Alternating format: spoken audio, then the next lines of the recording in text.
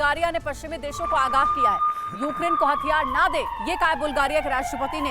Ukraine को हथियार देने से वैश्विक संघर्ष की आशंका है। जाहिर बात है कि बुल्गारिया का ये स्टेटमेंट ये बताता है कि वो रूस के साथ खड़ा है, क्योंकि पश्चिमी देशों को बार बार ये कहा जा रहा है बुल्गारिया के राष्ट्रपति की ओर से कि आप यूक्रेन को हथियार ना दें। लेकिन सरदाना सर, जरा आप ये समझाइए हमें कि आखिर वो कौन सी लिमिट लाइन होगी जिस पर अमेरिका, ब्रिटेन या पश्चिमी देशों को लेकर के पुतिन एक मत पर आएंगे, एक फैसले पर आएंगे कि अब हद हो गई है यूक्रेन की मदद की, अब तो सीधा अटैक करना ही पड़ेगा। देखिए, जब तक अमेरिका और नेटो के जो सैनिक हैं वो जमीन पे आके रशियन सेना से नहीं लड़ते हैं ओपनली और ऑफिशियली, तब तक रशिया को रिएक्ट करने की जरूरत नहीं है।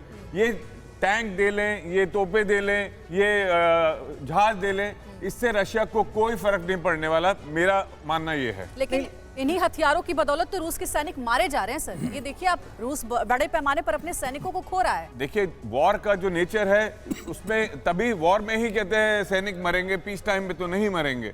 तो इसको वो पार्ट ऑफ द जॉब है, पार्ट ऑफ द सर्विस है कि अगर आप फौज में आए हैं तो मौत होना जंग में ठीक है। लेकिन डीके पांडे साहब, ये क्या नॉर्मल सिचुएशन मानी जाती है वॉर के दौरान अगर किसी दूसरे देश को सपोर्ट करना है जहां आप अपने बूट्स ऑन ग्राउंड नहीं भेजना चाहते, तो ये क्या जो स्थितियां हैं ये नॉर्मल मानी जाएंगी कि आप अपने पूर्व सैनिकों को हथियारों से लैस करके यूक्रेन की धरती पर भेज दे रहे हैं? देखिए, दो बातें हैं कि अगर आप साजो सामान से किसी देश की मदद करते हैं तो कूटनीतिक तौर पर उसका कभी विरोध नहीं किया गया, तो मुझे लगता नहीं कि आगे भविष्य में भी होगा। जहां तक जो दूसरी बात आपने कही कि जो उनके पूर्व सैनिक हैं उनको जो शैडो कवर में आगे भेजना और उनको वहां लड़ने के लिए कहना, वो भी नैतिक रूप से तो गलत है। लेकिन ऐसा हो सकता है क्योंकि ये एक हमारी कूटनीतिक लाभ हमारा किसमें है, हमारे हित किसमें, राष्ट्र किसमें हित में है, हम किसमें अपनी क्षति को रोक सकते हैं, उसके लिए कदम बढ़ा सकते हैं। जहां तक आपने कहा, पहले प्रश्न पूछा था कि ये लोग लड़ रहे हैं, रशिया इसके खिलाफ कैसे हैंडल करेगा, कैसे ये लोग मर रहे हैं। देखिए, किसी भी सेना का सैनिक हो, उसके सामने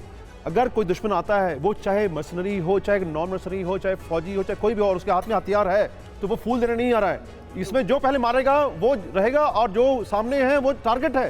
तो ये कहना कि वो लड़ रहे हैं या नैतिक है नहीं थे, वो बिल्कुल सही बात है। ये बड़ी स्ट्रैटेजी निकलकर सामने आ रही है वेस्टर्न कंट्रीज की, जहां अपने पूर्व सैनिकों को यूक्रेन में लड़ने के लिए भेजा जा रहा है ताकि मौका पड़ने पर पल्ला झाड़ लिया जाए।